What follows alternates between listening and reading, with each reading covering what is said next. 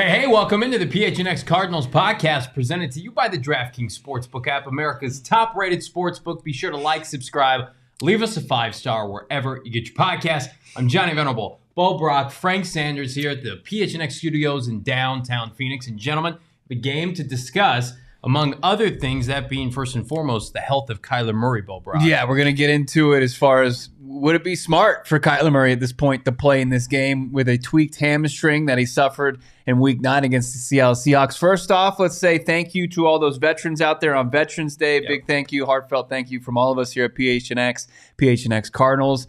Absolutely can't say thank you enough for all those who went out there, joined up, and we all have them in our lives. So yes. Big thank you to the veterans here on Veterans Day. But yeah, when we get into the injury report, and we're going to do that here shortly, it's almost a parody of itself at this point. I mean, and the biggest concern is the offensive line, where Kliff Kingsbury told us today, Frank, that they're going to play pretty much who they have available and then ride with like the hot hand. I don't know if I've ever heard that as far as an offensive line philosophy going into a game. You can only play with who you have. Yeah. The guys that line up. It has not been easy for the Arizona Cardinals from the offseason into the regular season. Yeah. We started out with a bunch of guys that were not practicing during the preseason because of injuries or little nicks or little things that was kind of holding them back. And then we get into the regular season with several players that wasn't able to play until they got fully healthy. And now we're looking at game 9 right now and having to make a decision with the same situations. Guys that we want to play cannot play because of injuries. And I think you just got to, at this time of the year, what they say, everyone's injured. Yeah, everybody's beat up around the NFL, but here's the problem with the Arizona Cardinals and how they built this offensive line up until this point. The interior, it's made of overpriced veterans. Now, some of which were playing well. Justin Pugh, I thought Will Hernandez was having a good season. When you have to court a Rodney Hudson out of retirement and a Justin Pugh who had lost, 50 pounds this offseason to prep for a wedding, it just shows you the lack of attention to detail and the emphasis, Bo, that this team has made investing premium resources on the O-line. Like, we're excited about Josh Jones. They have good tackle depth because they invested in it. They gave Sean Kugler an opportunity to take a guy from Houston and develop him. They have not done that at center, guard, center, or guard, center, guard. And that's frustrating for Cardinal fans because now you face a Rams team that historically on the interior has beaten the shit out of the Cardinals, has beaten the holy hell out of Kyler Murray. Now you go into this game, he's already limited with a hamstring. Billy Price, Lakeita Smith, who's a rookie who shouldn't be put in this position, Cody Ford, who was bad last week. It's frustrating that this team right now is so dependent on an O-line that's just not there. Yeah, when you invest in your offense, but only in the skill positions and now the quarterback, and you try the money ball approach to the offensive line, and then the guy who's been the most unavailable up until Justin Pugh, Rodney Hudson, is the most expensive offensive lineman outside of DJ Humphries, that's a problem. And your margin for error is slim to none. And the biggest thing that this Arizona Cardinals offensive line had going into this season was the continuity, right? Yeah. You were returning 4 or 5 of your starters, and then a guy in Will Hernandez who was familiar with Sean Kugler during their college days together, or Kugler was his coach, and Will Hernandez was a top prospect or budding top prospect. So once you start to see the rigors of the NFL, right, and it rears its ugly face at you because injuries are inevitable, especially at that spot, when you don't have any depth, it really just can turn into a complete just shit show. And both these teams are completely represent the offensive line woes the most in the NFL. Like they're the teams that are impacted by it the most, as far as how just not being able to protect their quarterback or their running back is just blowing up plays early in situations, early downs, and putting these offenses behind schedule, and they're trying to make good and get back into it. But they're put in second, third and long, and then guys start to panic, and it just becomes it snowballs on them. Well, and that goes to our topic of discussion, like Frank Sanders. Do you play Kyler Murray, who's already a game time decision behind this offensive line? Do you let him go out there and try to play? If he can play, you got to put him out there. I mean, if he feels like he can go, you've watched him go through his workout and his rehab process. What's the degree of the hamstring injury, and what level it's at? Yeah. Is always a concern. He's a running quarterback, so you definitely have to be mindful of that. You don't want anything to stagnate the offense based upon the fact that the defense know he's not going to run. And so since he's not going to run, he's a sitting duck, and he's not being able to create that diversity that we need. One thing I will say about the injuries that's good is that they're not season-ending injuries. These are injuries they can come back from, or little nicks they can come back from, and then hopefully that will be, the flip side of what we dealt with last year. We went 8-0, and then we had a little bump that slid for a long time. Maybe this year the guys come back at a good point, and then we can move forward with some good continuity. Before I give my answer as far as should Kyler Murray play, let's take a look at the injury report. I must warn our viewers out there, what you're about to see is disturbing. Yeah, you've got 11 players, 9 of which are questionable, 2 already ruled out, including center Rodney Hudson. Max Garcia, your backup guard, is out once again with a shoulder injury. But then you've got Budda Baker, who was like seeing a ghost today at practice. You had no anticipation of seeing Budda Baker with a high ankle sprain, where Ian Rappaport, friend of the program, said he was going to be out 2 to 3 weeks. He shows up 2 to 3 days later after reports that he was going to be out and be on the shelf, and Kliff Kingsbury said there was 0% chance that he can play, and now he's questionable, limited today. You got Greg Dortch, who is a new addition. He was questionable. He's questionable. He's got the groin injury. He had a great game against the Rams the last time they played, 9 catches for 80 yards. Yeah. Cody Ford on there probably will play out of necessity at the left guard position. Dennis Gardeck might make his way back into the lineup. DJ Humphries back from the back injury. He'll probably play at left tackle. And then you start to look at Byron Murphy. He's got the back issue. He wasn't back out there. Kliff said he'd kind of be surprised to see Byron Murphy. So does Trayvon Mullins step up? Does Antonio Hamilton get more snaps? And then there's Kyler Murray, the biggest glaring name on this. And I think that I'm right there with lockstep with my boy Frank Sanders. I think if he can go, you got to go. You got to get this win. And here's why. Because the Arizona Cardinals have been dominated by Sean McVay during Sean McVay's entire tenure, and that includes Kliff and Kyler's tenure, right? Since 2019, Sean McVay is 7-1 against these guys. If you want to try to change the narrative as guys fight for jobs, including their head coach, you got to beat McVay at some point, because Michael Bidwill, that's a fireable offense. You get swept by Carroll this year. You've lost your last 3 games to the Seahawks. And then, the Niners are probably poised to win the division, and then you can't beat McVay. So you're pretty much 0-3 in your division. If you can't win the division, what the hell are you doing here? Well, and it pains Cardinal fans, me alike, because I think this is the worst we're going to see the Rams. Like, for the most part, if McVay is back next year, they're going to rebound. They're going to retool this. This is unacceptable. The question is this unacceptable for the Cardinals? And that's the pressure that we need to continue to put on this team to be better. And I do think Kyler Murray will play this weekend. I've been on the record. If he's at all compromised where you think that it could flare up, not only with a runaround, but just being tackled, I would start Colt McCoy. But I don't think that's what's going to happen. I think they're going to roll with Kyler Murray. And I hope listen, I think Kyler, not that he needs a confidence boost, but I think this would go a long way for everybody just being able to take a deep breath. And again, do you put more of an emphasis now, Kyler missing games last year under his rookie deal, Kyler potentially missing a game this year when he's making premium money?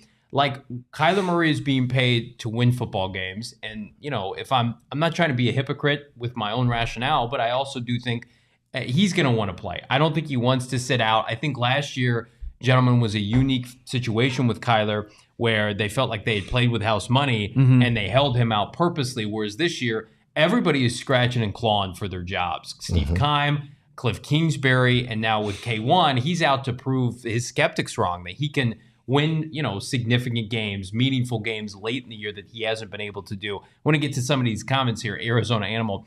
Does Saul watch tape with Johnny Abo? Well, we debunked that earlier this week, but don't put that in his head. We don't want to start our post game, recap with Saul Bookman after our Sunday showcase here on Monday morning. Everybody comes in and we go through everything line by line, ad read by ad read. No. Thankfully, we're not at that point yet. Mike Maris, Booty yelling at everybody about recovery was pretty glaring to me. Sounds like people don't take treatment as seriously as they should. Well, and he's a glowing example now. He got treatment. And look at that, he may already play Sunday. Yeah, and I mean, that was something that a couple guys talked about with Kyler, how he was in what do you call it, the trainer's room when he wasn't on the practice field the entire week. So he's been doing his work to get out on the field. So, you're curious maybe that did kind of raise some eyebrows as far as recovery being a part of his speech, kind of his plea with his teammates after the Eagles lost where they dropped to 2-3, and he said he was sick and tired of losing.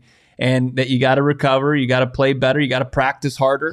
I just think that, Frank, do you get the sense that was it just part of it? Like that's just part of what you look for when things are going south anyway, and maybe it was like a broader thing? Or do you think that there's actual issues with the Arizona Cardinals, this team, as far as guys doing the right things to recover?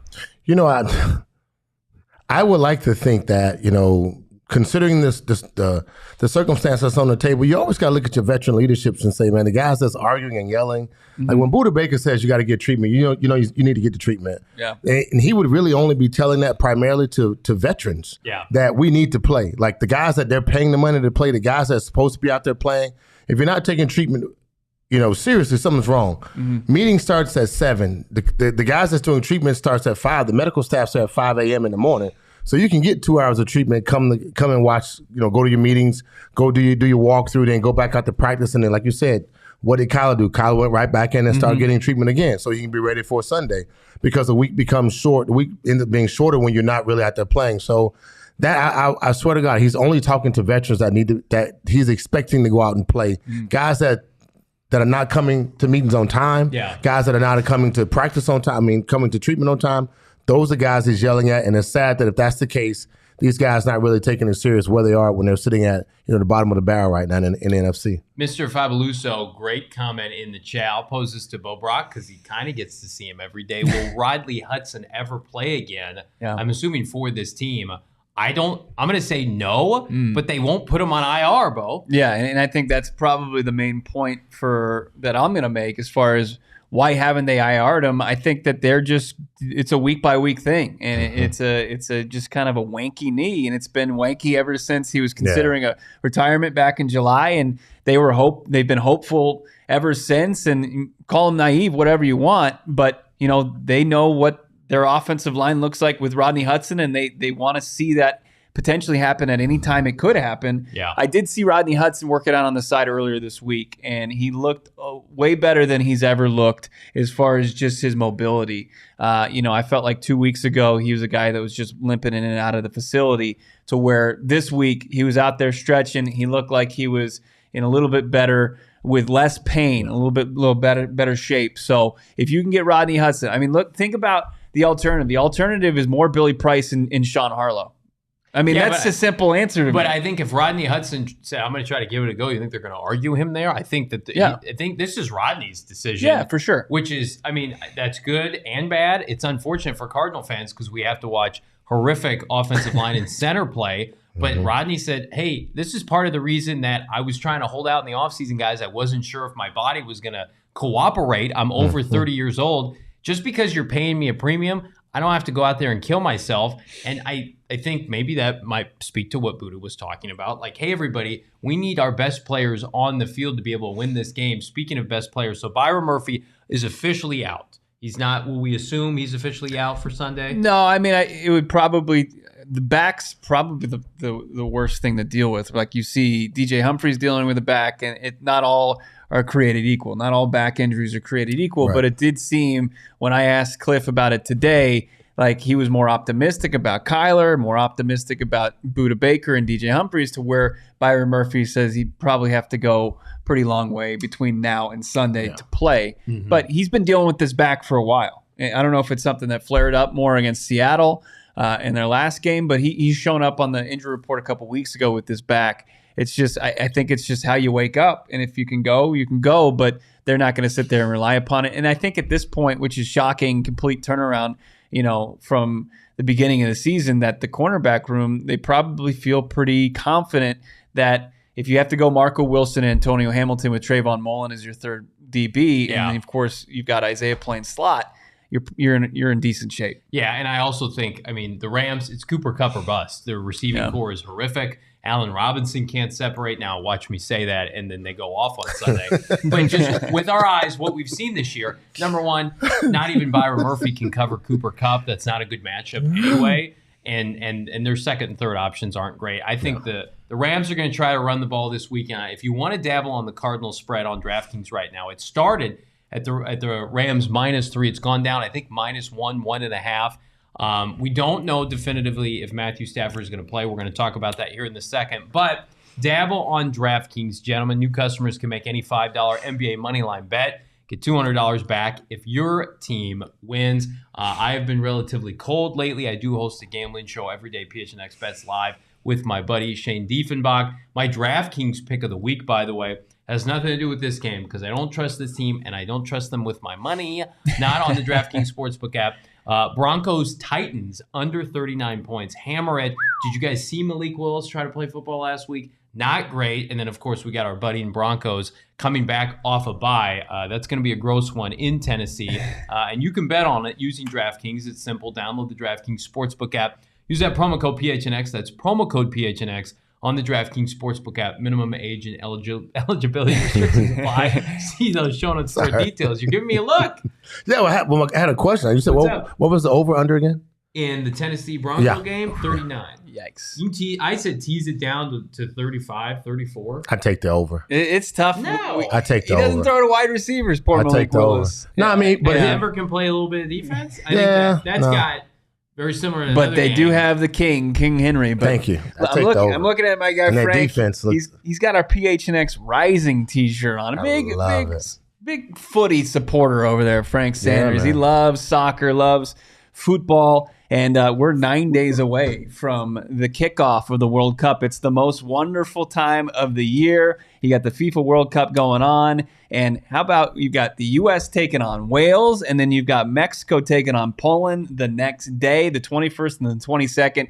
And we're actually partnering with our friends over at Four Peaks for some great U.S. and Mexico World Cup watch parties. Yeah, it doesn't get much better than that. We've got great beer specials, giveaways, guest appearances, and more. $3 kilt lifters, the flagship beer, and of course that delicious Wow wheat that Johnny loves so much. I do. Those pints are $3 at this watch party to see U.S. take on Wales, Mexico take on Poland to open things up, and then the rest of their games as well are all at Four Peaks. You got the rosters that just dropped. Excitement for the World Cup is just it's hitting a fever pitch. Less than 2 weeks away. Join us at Four Peaks. Right below in the show notes, you can find yourself a way to register. You're going to get your seat at the 8th Street Pub. And I'll tell you this right now. Nearly a decade ago, I was a young buck, and I was at looking for watch party around the valley, and it was nearly impossible to watch the U.S. men's team because all the sports bars are going to fill up. You can register right now, get your seat to the game, have a great time, drink cheap beer, but delicious beer at Four Peaks with us, PHNX and Four Peaks. Listen, register for free. We're going to have a great time at Four Peaks. Cardinals may not have a great time in LA this weekend. We're going to have a great time in LA. We're going to have a great time watching the game, hanging with you guys, halftime show, post-game show. We're going to get to all that. The Cardinals themselves, though, may have to deal with Matthew Stafford, originally put in concussion protocol earlier this week. Sean McVay, according to Adam Schefter, told reporters Matthew Stafford is questionable for Sunday against the Cardinals, but Bo is making, quote, good progress. I would imagine that means he's trending toward playing. Yeah, and I think the biggest thing is their biggest weapon on offense is Cooper Kupp. If you got John Wolford to throw him in the football, it might take his edge out of the game a little bit. And you look at this Rams offense that has been brutal all season long. Our actually colleague Howard Balzer had some pretty eye-popping stats about just the Cardinals and the Rams and a lot of their offensive futility. Let's take a look at some of these from our guy at Howard Balzer. Read his work at gophnx.com. Number one, the Cardinals ranked 32nd in the NFL in yards per first down play. If you think back to last week, you're thinking about some penalties. You're thinking about second and long, third and long. That's because on first down, they were atrocious. They're averaging just under 4.4 yards per play. And then you've got the Rams, not much better, 29th at just under 5 yards per play at 4.95. And then according to Howard, each team, they've lost 4 of their last 5 games. The Rams have scored 14 points or fewer in their 5 losses. I think the only win they had during that stretch was against what team again? The Arizona Cardinals. That's right. And they scored 20 points in that game, right? And then number 3 for my guy, Howard Balzer. At this point last season, man, what a difference a year makes. 9 games for the Cardinals, 8 games for the Rams. The Cardinals were 8-1, and the Rams were 7-1. Wow. Those are horrific numbers. Wow. Not surprising. And I think the people who have gone kind of overboard with this Rams team have not watched the Cardinals play enough, because the Cardinals, I would argue, have been worse offensively at times and don't have the excuses I think the Rams have. I mean, the Rams, to me, the receiving core, I think outside of Cooper Kupp, it's below average. They have not done a good job upgrading that, whereas the Cardinals have flushed all these resources, premium picks, and investments alike into this receiving core, and they're not seeing it come to fruition. I'd argue their offensive line has been worse. But all that to say, Frank Sanders, like, I expect this Rams team, who, let's be honest, Sean McVay against Vance Joseph, that hasn't been a fair fight. Certainly Kliff Kingsbury versus Sean McVay, not a fair fight. Raheem Morris, tremendous defensive coordinator. Until I see it with my own eyes, they've got the Cardinals number, and I expect that to continue Sunday. Look, you're absolutely right. Offensive wise, when it comes to what Sean puts together versus our defense, and basically for the last 2 weeks, he's had an opportunity to watch what Minnesota did and what Seattle did. The both running backs rushed for 100 yards. They found a way to get the ball to the tight end. Everything was in motion. It wasn't a stagnant offense. They ran a lot of boots. They ran a lot of option plays, a little bit of the RPO, but they found ways to get the ball down the field and make plays, keep drives going, and kind of offset our defense that way. Defensively, when it comes to what the Rams are bringing to the table, Jordan P. asked the question, what can we do to stop the pass pro of Aaron Donald? What we can do is we need to do exactly what Seattle did to us. We need to move the pocket. We need to come down and transition their defensive line from going straight up field with that mentality. We need to move guys out and bring Trey McBride in and crack block a little bit on the defensive end, push those guys in, allow us to get on the outside a little bit without running. The RPO opens up that much more. Again, we saw D-Hops today, and he talked about cover two and what teams have been playing against us with the too high. They've been doing that consistently, but their front four have been doing it consistently since Detroit last year. Wide 9 technique, wide 10 technique with the edge rushers, and keeping everything in the middle. Basically, they haven't changed since the Detroit Lions, and everyone finally that's to be the formula. And just to, from that standpoint, D-Hop said, "Hey man, run the ball on them versus too high. We got to be a little more physical, a little more aggressive."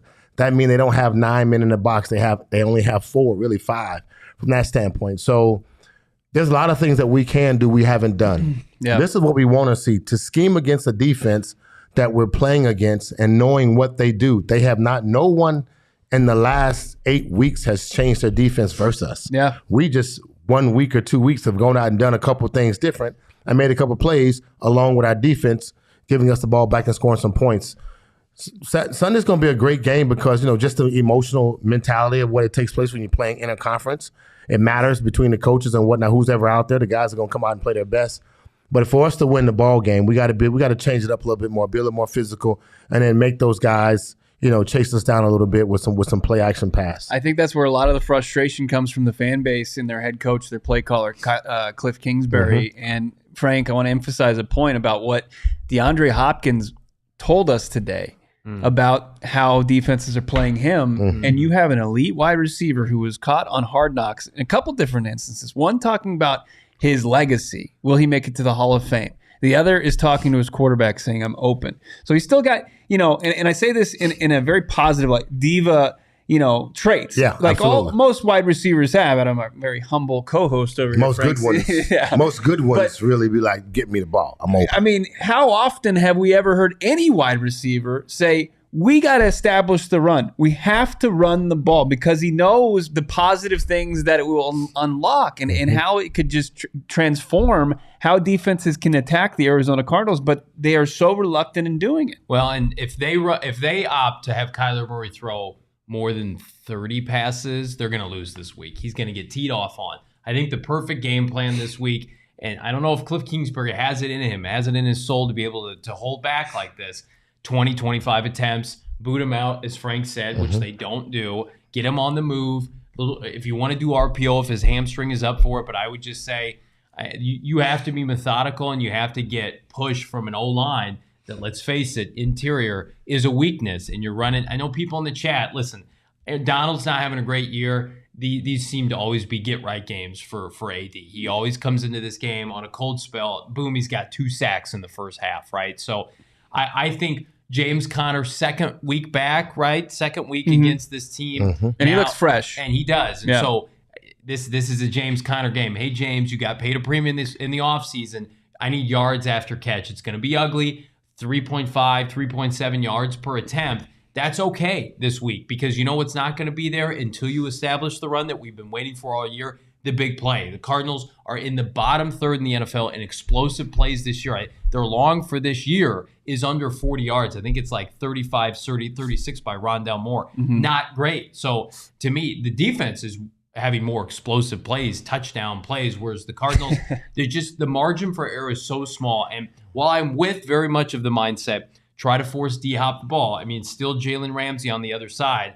That's why I like Rondale Moore a lot this weekend if they give him opportunities. We'll talk about that here in a little bit. But, Bo, quickly, before we move on, you mentioned it earlier in the first segment, like what a win against McVay does. You don't think that that's all at all soured because it looks like neither of these teams are going to be factors in the playoffs? No, I think that the NFL continues to be what have you done lately? And you can continue to change the narrative around this team with playing better down the stretch. I mean, Correct. regardless. Absolutely. I mean, if it is a coaching staff and if it is a roster filled with guys saying what are we playing for? Yeah. Then that's going to be exposed, right? But if it's guys that show fight and guys that can win some games down the stretch against some teams maybe that they shouldn't beat because, as you mentioned, they're probably not going to be favored in very many of the remaining games. No. But if they can get wins, I mean, wins change everything. They change absolutely everything because then you can look at, okay, Kliff wanted them on Hard Knocks to win 2 of the 3 next games, right?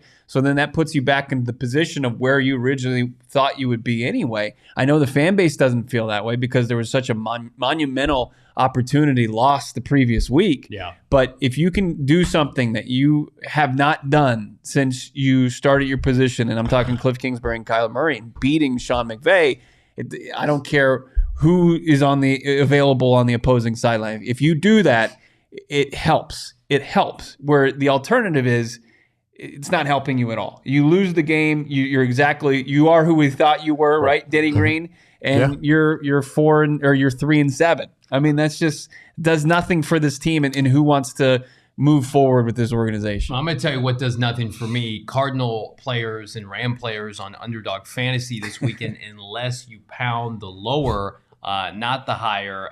Underdog Fantasy, our favorite fantasy football app here at PHNX, had great experiences using this app, making money, dabbling. You can too. Guess what? If you double your first deposit, Underdog is going to double your first deposit up to $100 using the promo code, you guessed it, PHNX. There are a ton of quality slates this weekend. I'm looking at Bears-Lions. Pound all of the hires this weekend in the Bears-Lions. I think Justin Fields is going to have a big day. I like Miami-Cleveland for a bunch of points. Cards-Rams, I would imagine that it's going to be, we could be surprised, but relatively low scoring. But you can bet on just about anything on Underdog. Use that promo code PHNX. Get in on the action today. I'm like, as far as how my household goes and my thoughts on what we need to do furniture-wise, I'm very far down the depth chart. Like, my wife does not ask me what we should do as far as interior design or anything, but I actually contributed to the conversation, and she's taking my advice. She'll never say that at any dinner party or anywhere in public or anything where she respects somebody else's opinion. But I hooked us up with some furniture in our living room thanks to More Furniture's fall sale. You can get in on this as well. You got to spruce up your home before the holidays. You got Thanksgiving coming on. You got friends and family coming over. You've got, of course, Christmas holidays, whatever you may be having people over for. You want your home to look its best, and you can do that. Spruce things up with More Furniture's fall sale, morefurniture.com. Plus, you'll receive $100 for every $1,000 you spend. Check them out, morfurniture.com. Game predictions now. Cardinals at Rams. And I always go last on this, but I'm going to cut in line here. I'm going to go first, go right ahead. Thank you. And give you my offensive, defensive, unsung player and my prediction right off the top. Okay, Cardinals, I don't think they're going to win this game. I'm hopeful that they are going to surprise me. Right now, though, goodness gracious, what I've seen from this team against Sean McVay, offensively, it has not been pretty. But if the Cardinals are going to win, I think Rondale Moore could have his best game of the season. Slowly but surely, he has been getting downfield more often. Get the gimmicky crap out of here. I think you can take advantage of the back seven for the Rams. Bobby Wagner, old and slow. Their cornerbacks outside of Jalen have not been playing well this year. I think Rondale showed us a couple weeks ago against the Vikings tackles, breaking them downfield. And then on the flip side, defensive line. Cardinals have a horrific pass rush off the edge. So if they're going to be able to manipulate the offensive line for the LA Rams, it's going to be Zach Allen. From the interior, I think J.J. Watt gets double-teamed. Zach's been having a consistent, steady year en route to hopefully his first double-digit sack season. And then my unsung player, I'm going to stick on the defensive line. Cam Thomas needs to play more. Has seen his snap count raise each of the last 3 games. He is their best pass rusher via PFF, true traditional outside linebacker. I love Marcus Golden, not getting it done, right? I love Victor Dumakaji, not getting it done. So if the Cardinals are going to attempt to avoid that 17-10 loss that I'm predicting, Bo, it's going to be behind those players. I'm not predicting 100-0 score differential like Monday Morning Quarterback is in the chat, asking if the NFL has a mercy rule, but I'm sick and tired of being burned by this team. Mm-hmm. You know, talk about Saul. Does he watch the game film with us? He would see us making Cardinals prediction, win prediction after Cardinals win prediction, and we probably should be out of a job if that's what we're based on. But I've got the Cardinals falling to the Rams in an ugly game, 18-15. But if the offense is going to get going, I see what Hollywood Brown was able to do against this defensive secondary. They were moving him around, and Jalen Ramsey, whenever he was not on Hollywood Brown, they were feeding him the football. The same goes for DeAndre Hopkins. DeAndre Hopkins is going to eat on Sunday, gets back on track after a down game against the Seahawks. And then I've got J.J. Watt. If this defensive line is going to make some noise, I think it's going to be from J.J. Watt. He's the team sack leader. I think he continues, maybe gets, if it's Matthew Stafford or John Wolford, gets home, puts him on the turf. And then if Byron Murphy Jr. can't go, Frank Sanders, I got Trayvon Mullen, who's in street clothes in our picture. Yeah, because you know it's not a good sign when we can't even get a photo of him in uniform. Damn it, the guy's barely played any defensive snaps since coming over from the Las Vegas Raiders for a 6, probably 7th round pick. Oh man, if Trayvon Mullen can make some plays in the defensive secondary, that's as unsung as you could possibly get. I like it though. I like it. The guy came out of street clothes. Without a doubt, this guy's amazing. Look, this is the time of the year where this is a get-right game for the Cardinals. And I know they're preaching that. Everyone's preaching that. The Cardinals and the Rams are preaching this is a get-right game. Yeah. This is the moment to change our season and flip it from bad to good, from worse. And we can really make something change but guess what? The beauty of it is that everyone's looking terrible. We're all hurt. We're all beat up. Yeah. We look like trash at the end of the day. But I got to believe in my Cardinals, man. I believe that. I believe that the Cardinals. I think the score will be 28-17. I'm taking the Cardinals, my man. Without my offensive star, it's going to be Zach Ertz, and the reason why is because they're going to be focused on my man D Hops, and I think my man's a cover 2 for Zach Ertz is the man. I think he can go out and catch 5 to 7 balls, maybe a touchdown or 2. We get in the red zone, figure out how to body him up a little bit and make something happen. Again, if they take the offense that I said, put guys in motions, do a couple things, bring Trey McBride in, go with the ace offensive set. We got a chance to make some plays. Zach's been one of our top receivers. He hasn't really failed us, and I think he will have a hell of a game. On defense, I'm taking from you, Zach Allen. Guess what? Because they got to stop our boy, JJ. So they're going to put pressure on JJ. Okay. Next thing you know, your boy MJD on the other side. You know, Marcus Golden going to put a little pressure on my man. But guess what? Zach's always coming to play. He feels like this is his moment. Mm-hmm. This is his time for a new contract, time for him to shine. Every week he shows up to play, does his job, and he does it very well with no complaints. On the back end of that, if my man B. Murphy's out with his back and or he takes some pills, here's the beauty of it. When a guy's on a list, an injury list during the week, I still look past the injury list because I see what happens on Sunday when they get to the field. Mm-hmm. You warm up, you put a little heat on a guy, you rub him down a little icy hot, throw a little bit of liquid death in his body. Next thing you know, this guy's murdering thirstiness. And he is also in a contract year. Yeah. And it's not something we've analyzed and assessed yet. Like, if you're 50-50 and you're trying to get that money. I need that bag. I need that bag. But the beauty of it is that I'll take not one shot at the bar. I'll take 2 shots. Toradol. Give me 1 in the morning. Give me 1 before the game, and give me 1 at halftime. I got to get out and play, baby. Daddy got to make money. If they don't practice, if I got to practice Monday through Friday and I can show up and play on Sundays, shit, give me a shot. I'm ready to go. With you. Give me a shot right now. I'm ready to go. How about it? I think he plays limited. I think he plays like 30 or 40% of the snaps. I think they rotate him out, but I think he is active. You guys should be active, by the way, at gophnx.com. Become a member. Sign up for the year. It's just under $60. You can cop a free t-shirt from the PHNX merchandise locker. Support the Rising, support PHNX Cardinals, Hollywood Hills Tea, Rise Up Red Sea. It's too much good stuff to pick from. You're going to be on the PHNX merchandise locker for hours on end trying to pick your free shirt. Again, just under $60. Go sign up now. You can read Howard's quality content, Gerald Bourguet keeping it real for the Suns, quoted in ESPN yesterday. Hell yeah. Congrats to you, Gerald. Congrats to our entire team at GoPHNX.com. Sign up today. Also, as Frank mentioned, you got your thirst being murdered by our friends over at Liquid Death as this team murders our soul each and every week. No, let's murder our thirst instead. That's something that we have a solution for. As far as Cards Dubs, we don't have a solution for that. You're like, man, we watch you guys live on your preview show every Friday, and it looks like you guys are just getting shit-faced. You're just slugging down tall boys. So what if we are? I'm sorry. What are you doing? It's like, well, let me say this.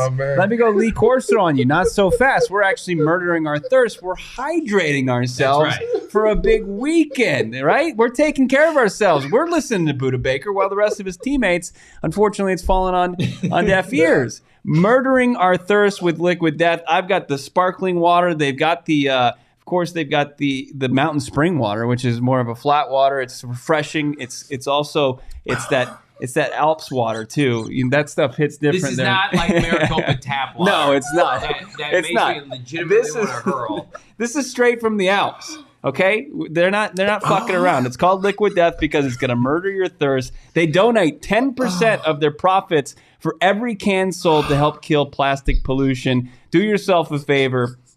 Get some great water, hydrate yourself, murder your thirst, and get some great merch while you're doing it. LiquidDeath.com/PHNX. That's LiquidDeath.com/PHNX, or find Liquid Death, your local stores. I get mine at Sprouts. You can find it at Target as well, and at Fry's. I'm Liquid Death away from being physically ill from the water I'm exposed to. I had a guy come to my house when we moved in, and he's like, you need a water softener. Your water's gross. Give me $5,000. And I said, nope, I'm doing Liquid Death. We've got yellow water at our office. Like our boss said, hey, don't drink the water. Don't drink the water, right? Yeah. Yeah. It's like, well, thank God we got cases of Liquid Death thanks to our partnership with them. They're great. Johnny, my man, Monday morning quarterback. Frank's rearranging the deck furniture on the Titanic. The ship is sinking, but I'm like, it's all good. We're good. Bro. Here's what's going to happen. I've been here before, you though. Have. You're the only person in this room. I've been here, and I've been here in the locker room. Yeah. And the energy you see with Buda Baker, there's a multitude of guys saying that. There's a bunch of guys trying to figure out why we effing up, what's hurting us. They said it this week. Like, they literally said it. We're shooting ourselves in the foot. We shot ourselves in the foot the last 2 to 3 weeks, and probably more of that throughout the season.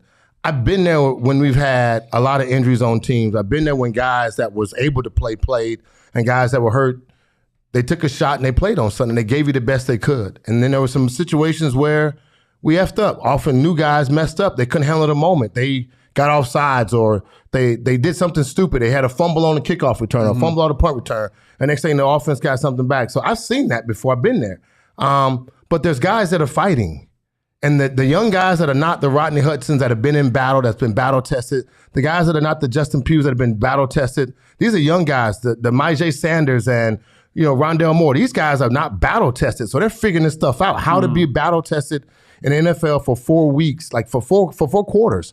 The difference is you got an opponent on the other side, Johnny, that's a goddamn good player that they're paying also to make shit happen. So, but this is the time of the year in the season where we could get better in a lot of areas just because the guys now got some time. I need those young guys to make plays. I need the Robbie Andersons. I need the AJ Greens. I need those guys but I need them to make the plays. You're paid to make the play. So goddamn it, make the play. Okay. That's all I ask of you to You're do. Being positive. But that's where we are right now. Yeah. The Rams can say the same thing. The Cardinals can say the same thing. That's where we are because we just got to figure this shit out. How do we do it? Make the play, keep the drive going, and then guess what? Give ourselves the best opportunity to win a ball game. Can't win it when you lead the league in penalties. Yep. You got shitty first downs because you don't know what to do with yourself. You cannot win under those rules, but you can if you give yourself a chance. No one on this panel, no one in this company, hopefully no one in this chat is actively rooting to lose games. I think Carolina, a good example Thursday. Everybody thought that team was dead and buried. They're winning games with Steve Wilkes. What the good hell is happening there? What I will say is this. Is there a situation, Bo, where we're here on Monday morning and Kliff Kingsbury is fired? What would have to happen? Because that's still very much top of mind. He's still the odds-on favorite via Vegas to be fired. We seem to feel like if he loses these next 2 games, easy transition into the bye week. I don't think there's any chance that they would fire him before they would go to Mexico City. Do you? No, I don't. I agree. 49-0. Even then, if they lose, if it was like an international incident like it was so many years ago, was it the first year with Sean McVay where they won 34-0? Yeah. In England. Well, Seattle. I'm talking about this Monday before they go. I don't think they're going to do that. I know you get the extra day, but you're traveling. You're going out of the country. I know it's only an hour flight, right, to Mexico City. My only question would be though, what is Mike asking of Kliff? Like when they meet and he's having these conversations, when you look at Kliff, do you say, when he's telling you the game plan, do you feel like this guy's putting together a game plan that's competitive and articulate where your guys can go out and play regardless who's on the field? Are you giving us the best chance? Or when I look at you, am I looking at you like, you probably shouldn't have signed me. I probably should have left last year when we was 8-0. When I was a hot topic in college. Bo can correct me if I'm wrong. Like, I think Kliff can sit in front of a laptop or a computer and explain offense, and could do that with Michael Bidwell and say, yeah, we need to be better here. Here's what I was hoping X player was going to do. There's a big difference between doing that, and that sounds like an offensive coordinator, and have guys rally around you and respect you. Correct. And take what you're selling and run with it. I think Kliff is a smart offensive coach, but I think his message has fallen on deaf ears, unfortunately. Right. And he's having issues as far as just finding the rhythm, finding any kind of flow as far as his play calling. As you've pointed out before, Johnny, it's like they'll take 1 step forward and then they'll take 2 steps back with a bad wide receiver screen call or like some gadget play that just completely throws a wrench in their offensive momentum. Frank, earlier this week, it was, Kliff told us that Michael Bidwell sits in film sessions on Monday morning with his DC and his OC. And I got to think that, you can tell me, like Michael Bidwell, he's not a layman as far as watching film. I'm sure he knows more than the average football fan. Absolutely. But also, when you've got a guy like Vance Joseph and Kliff Kingsbury who are lifers, like, don't you think they can manipulate and tell him what he's watching and kind of dress up to make them not look bad in film? I mean, you can. You can walk in and say, this is what I wanted to call, like Johnny pointed out. I call this play. Yeah. Here's the coverage. We had a cover 2. And what I was hoping Kyler would get back, it was 3rd and 3. And I hoping Kyler would get back. I had a 3-by-1 set. Three receivers to the left, 1 to the right, and I had a back going out to the flaring to the right. Yeah. We was expecting that. And then all Kyler had to do was, check straight down the field, look straight ahead at first, and then veer to the left, throw the ball, make a decision between the 2 receivers, and you can see the 2 that's open, and he didn't do that. You could sell that, but you can't sell it consistently when you're watching that the defense is punching you guys in the face and you're not making adjustments. Yeah. Your quarterback is constantly just sitting in the pocket and you're running the same offense consistently. That's the kind of stuff you got to. You really can't. And I don't think Mike's a layman where he doesn't know what's taking place. I believe he's aware of what's taking place, because not only am I saying it, there are a bunch of people saying this is college. Okay. This is not insanity. Insanity is doing the same thing, hoping to get results. This is stupidity. It's the second half and of that's the season difference. That ails it's just the Kliff difference, Kingsbury, which is the adjustment season, which is he's failed that test time and time again. And I think one of the biggest problems is, while we all think this team is talented, Michael Bidwell and company decided not to spend money this offseason, thinking that they could run it back with a team that now looks like fraudulently was 10-2 last year. So maybe there's a combination of, yes, my offensive coach is not getting better. He's not making adjustments, but also the roster, I overvalued it. It's probably a 500 roster, at this point. Good comments here. Jordan P. Dan Campbell has guys rallying around him, and look at the Lions record. Right. Listen, you got to find the best of both worlds. Like Bruce Arians, brilliant offensive mind, a savant, but also could get guys to battle for him. That's the best kind. Sean McVay is in that category this year, notwithstanding. Like, I think a lot of us were just excited about Kliff Kingsbury when he came on board, because it's just like the offense, the league is moving to a kind of a college style, what am I looking for? Shotgun, run and gun. RPO. Type of offense. And they literally said, Kliff, you've never coached in the NFL before. We're going to put together your defensive staff. You don't have to worry about the defense. Just make the offense work. And he did for a little bit. And now when you can't even do that, Bo, and it's like, well, of course, the rest of the stuff that everybody nitpicked about him when he was hired is also glaring. Right. Should we even be surprised at this point? Well, I mean, you obviously see why people were skeptical, right? Yeah. From the jump, from the hire to, year 1, year 2, year 3, they have all that success, and then the extension, and people say, oh, what the hell was that extension about? And why people like this is going to be a colossal failure. They see that because it was an unorthodox hire, right? A guy who was 35-40 in the Big 12 at Texas Tech, fired from his alma mater, and then you bring him in and you pair him with, this non-traditional quarterback, right? Under 6 feet, he's not 6'3", not stand in the pocket type guy. He's not Justin Herbert. And then you've got that to go with against the grain pretty much across the board and how they operate as far as OTAs, what they expect from the players. It's a complete just players coach and staff where people are like, okay, well, where's the accountability throughout all of this? Everybody's been raising their hand and saying, what are we doing? And now they're seeing the results are 3-6. Like people are saying, well, we were right the entire time. So here's what I'll say: 3-6. You fall to 3-7. Like there has to be some sort of, especially from the brass, thought of somebody's head has to roll. Now you have to, after watching Hard Knocks and looking at how buddy the GM was with the owner, I gotta imagine only one guy is really going to be identified as being shown the door first. And his name is Kliff Kingsbury, and he will be top of mind, win or lose, come Sunday afternoon. You can catch our PHNX post-game show, myself, Frank Sanders, Damian Anderson, Bo Brock. We're also going to be here for our PHNX halftime show. Do not miss it. Be sure to like, subscribe, leave us a 5-star wherever you get your podcast. We will get through this together. Maybe the Cardinals will surprise us on Sunday. They will get a dub. I believe in them. And they will springboard their way into respectability at the end of the year. Or could Monday turn into Black Monday for Kliff Kingsbury and company? We shall see ahead of Mexico City. For Frank and Bo, I'm Johnny Venerable. We'll see you Sunday.